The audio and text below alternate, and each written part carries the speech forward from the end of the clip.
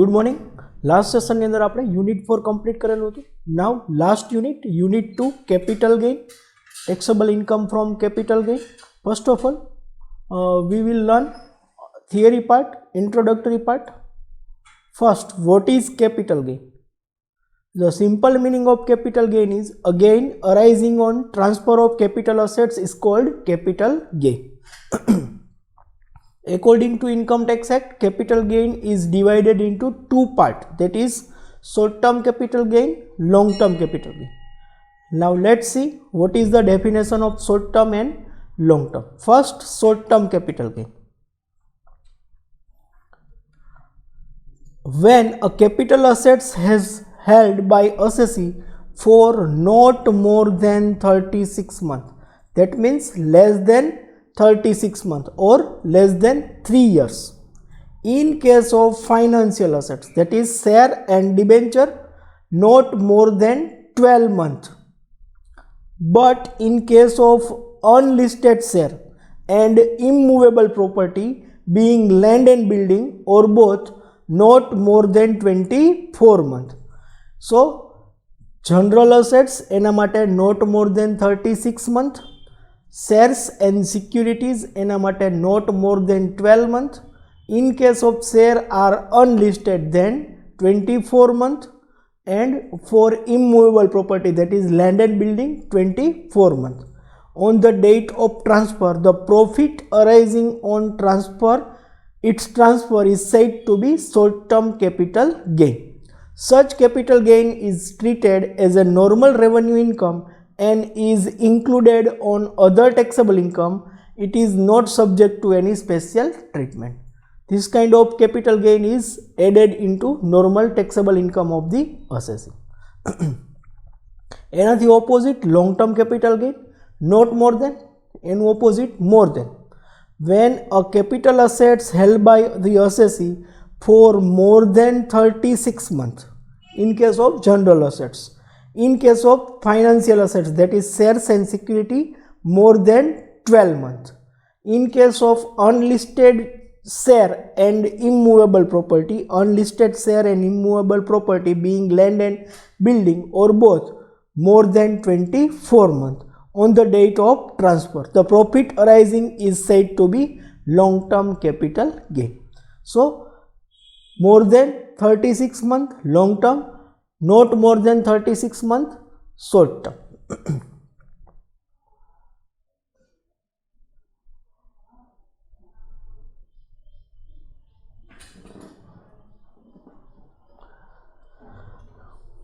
Next, capital assets.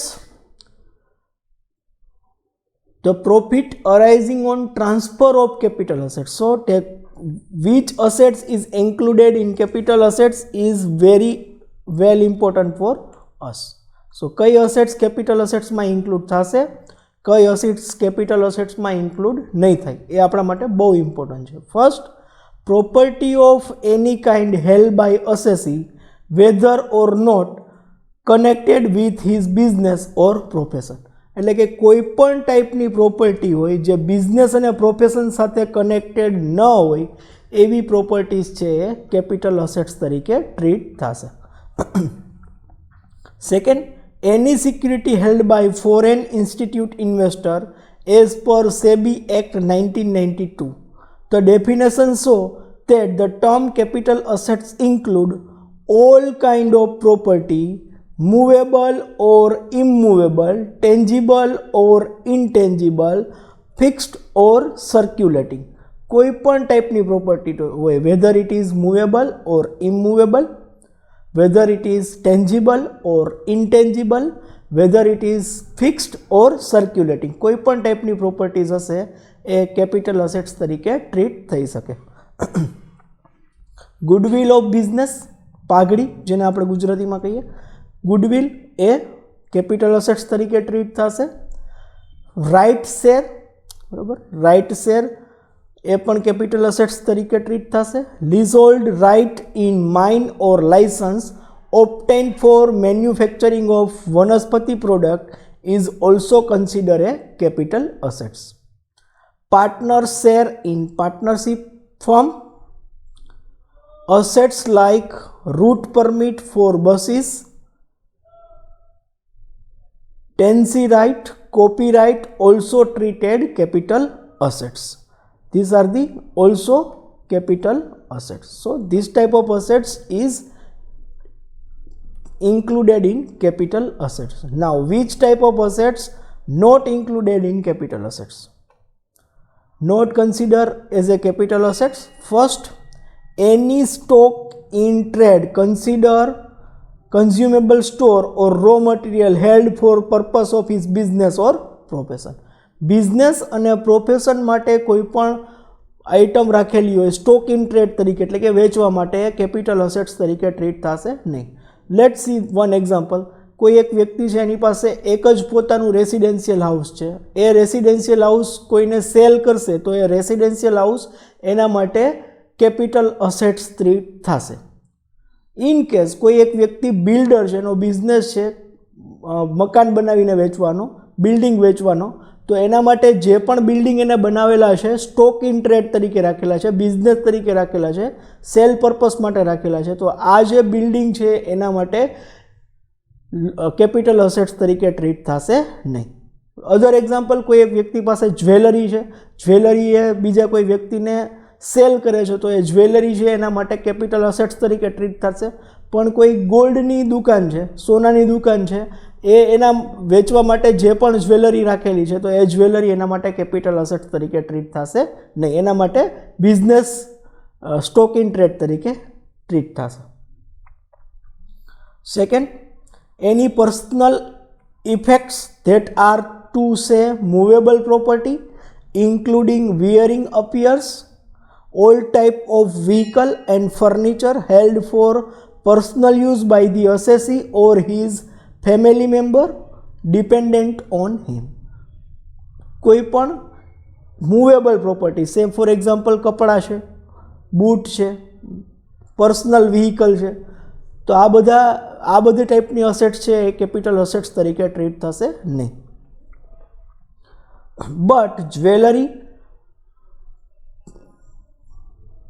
drawing, painting or any work of art or any excluded from personal property.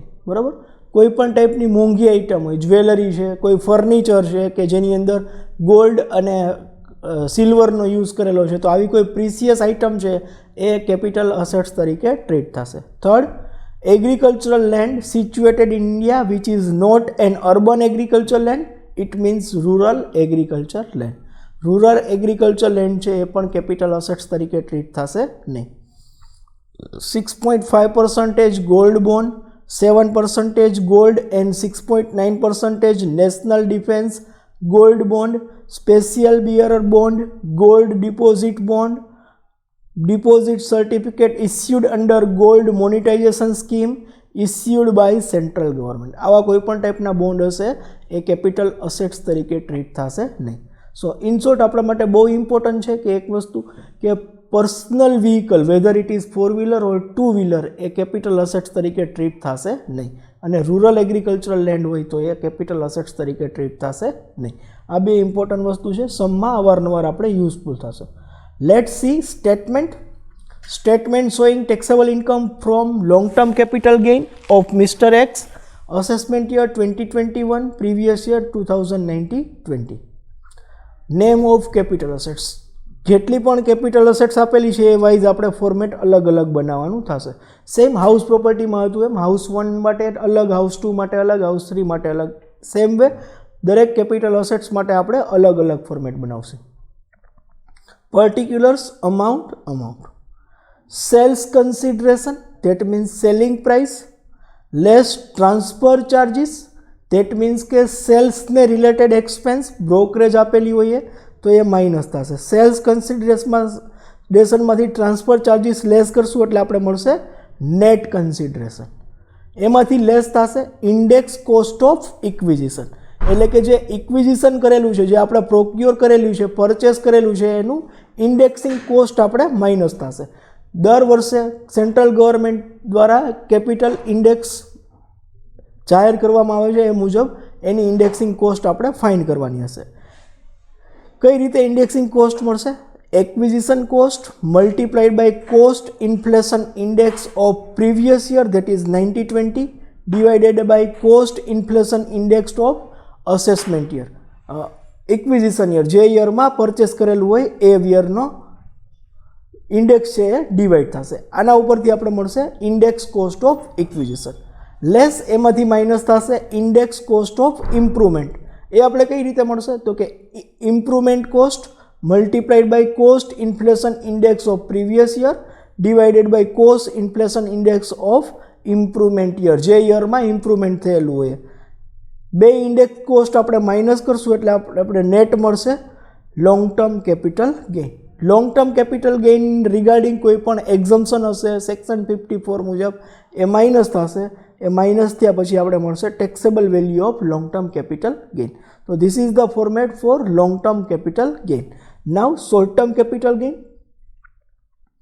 Statement showing taxable income from short term capital gain of mister X assessment year 2021 previous year 90/20 sales consideration less transfer charges એટલે આપણે મળશે net consideration. બેમાં same.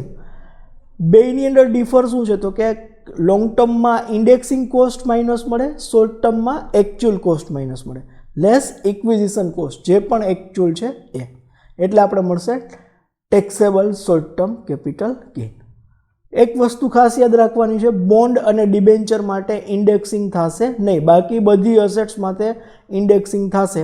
કારણ કે bond અને ડિબેન્ચરના secondary market ઇન્ડિયામાં available નથી એટલે જે એની એકચ્યુઅલ કોસ્ટ હોય એ જ રહેશે. એની પરચેસ પ્રાઇસની અંદર કોઈ પણ વધારો ઘટાડો થતો નથી એટલે એમાં ઇન્ડેક્સિંગ બાદ મળવાપાત્ર નથી.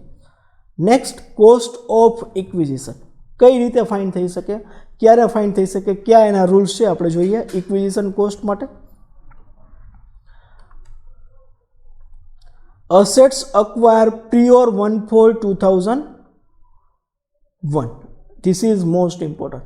જો કોઈ પણ અસેટ્સ 1/4/2001 પહેલાં લીધેલી હોય તો એ કેસની અંદર અસેસીને બે ઓપ્શન આપવામાં આવે છે.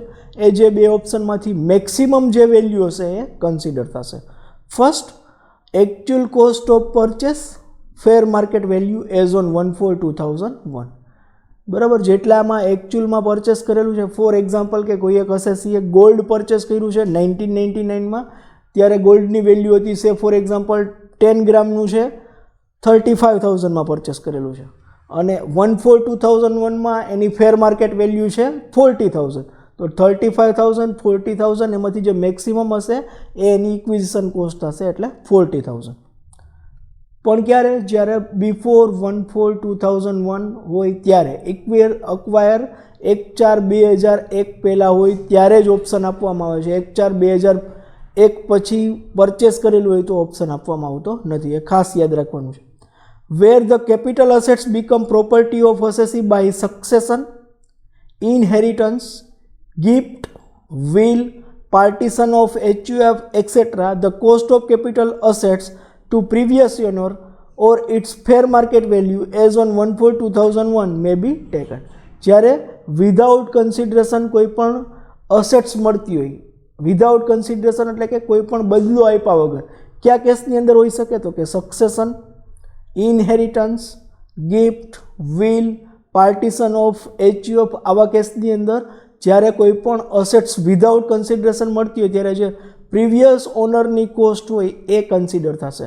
અને ઇન કેસ જો એ અસેટ્સ 1/4/2001 પહેલાં લીધેલી હોય તો સેમ કન્ડિશન નંબર 1 મુજબ કે maximum of actual cost or fair market value as on 1/4/2001 એ બેમાંથી જે મેક્સિમમ હશે એ કન્સિડર થશે. On liquidation of company the fair market value of assets on date of distribution is to be taken. જ્યારે કંપનીનું લિક્વિડેશન થતું હોય ત્યારે જે ડેટે ડિસ્ટ્રીબ્યુશન થતું હોય એ ડેટની ફેર માર્કેટ વેલ્યુ હશે એ એની અસેટ્સની વેલ્યુ થશે, ઇક્વિઝિશન થશે.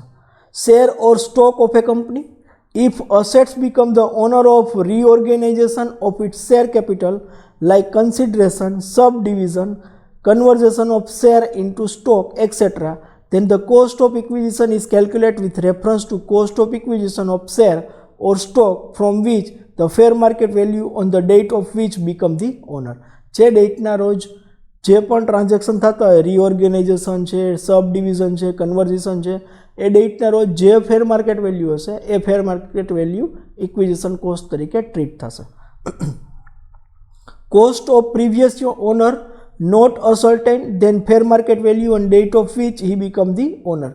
જ્યારે પ્રીવિયસ ઓનરને પણ ન ખબર હોય કે કેટલામાં એને અસેટ્સ પરચેસ કરેલી છે, તો એવા કેસની અંદર ફેર માર્કેટ વેલ્યુ છે એ ઇક્વિઝિશન કોસ્ટ હશે. સે ફોર એક્ઝામ્પલ, કોઈ એક વ્યક્તિ છે, એને એના ઇનહેરિટન્સમાં કોઈ એક મકાન મળેલું છે. એ મકાન એના ફાધરના ફાધર એટલે કે એના દાદાએ પરચેસ કરેલું હતું 1948માં. 1948ની કોઈ ઇન્ફોર્મેશન એની પાસે નથી, એટલે એના દાદાએ એના ફાધરને ઇનહેરિટન્સ તરીકે એટલે કે વારસામાં આપેલું છે. એના ફાધરે એના સનને વારસામાં આપેલું છે.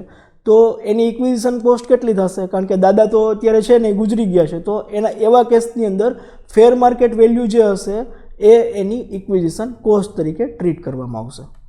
The cost in case of additional compensation allowed by government on or an authority institute relating to compulsory acquisition of capital assets taken to be nil.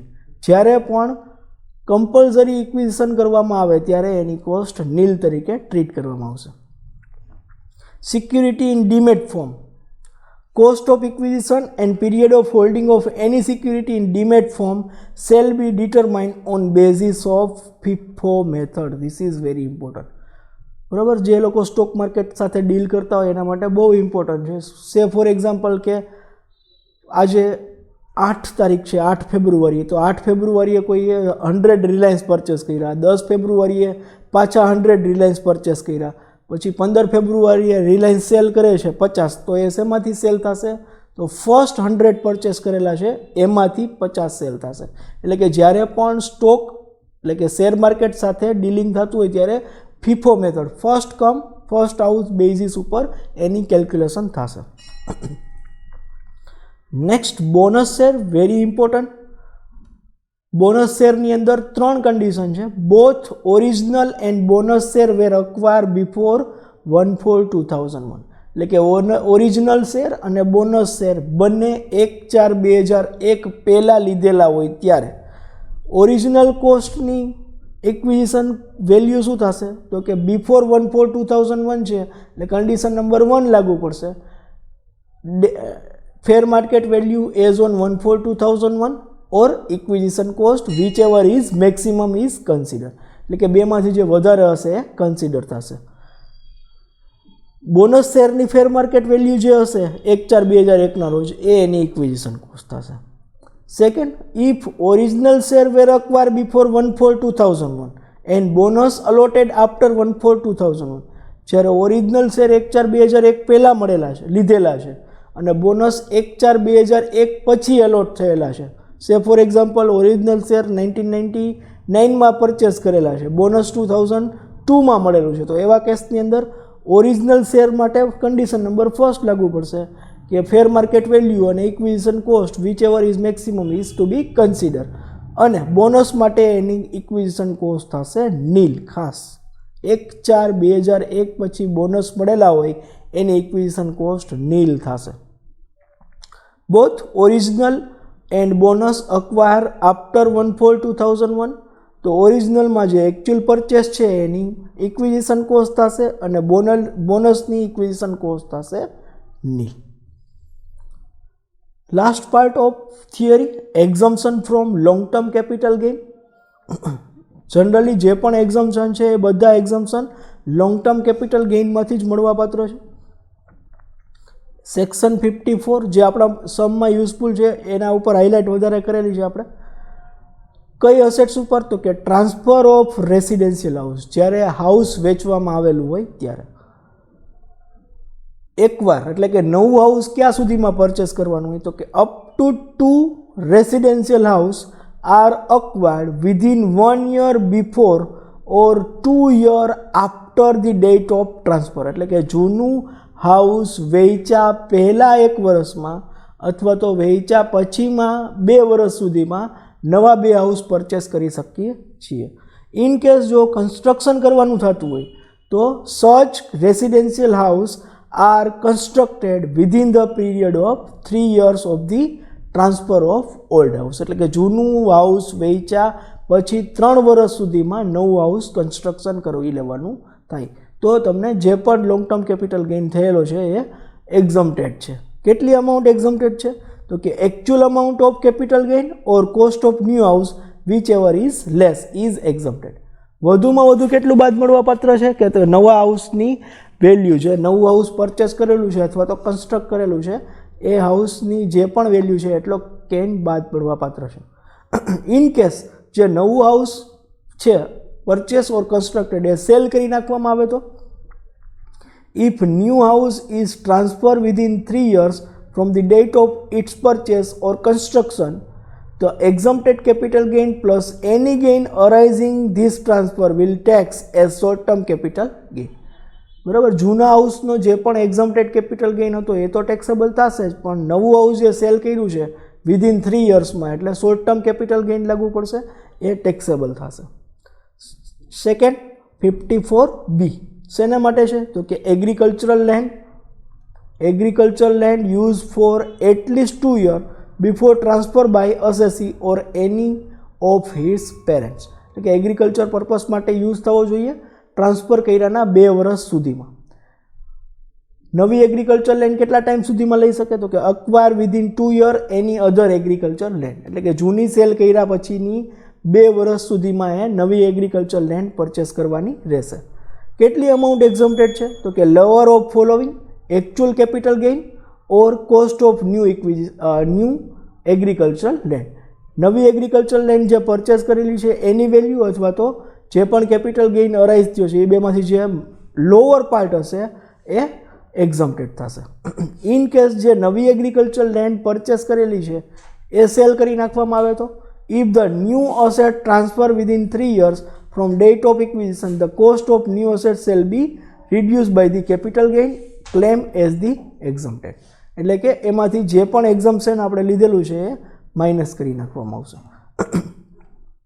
Next 54D any assets કોઈ પણ અસેટ્સ ટ્રાન્સફર કરવામાં આવે એની બદલે શું લેવામાં આવે? Compulsory acquisition under any law of land or building or any right in land on building forming part of an industrial undertaking used by assessee for business for at least 2 years before the date of transfer. Same, lower of following will be exempted: actual capital gain or cost of new assets. If new assets transfer within 3 years from the date of acquisition, then cost of new assets shall be reduced by capital gain claim as exempted. Same, section 54B મુજબ.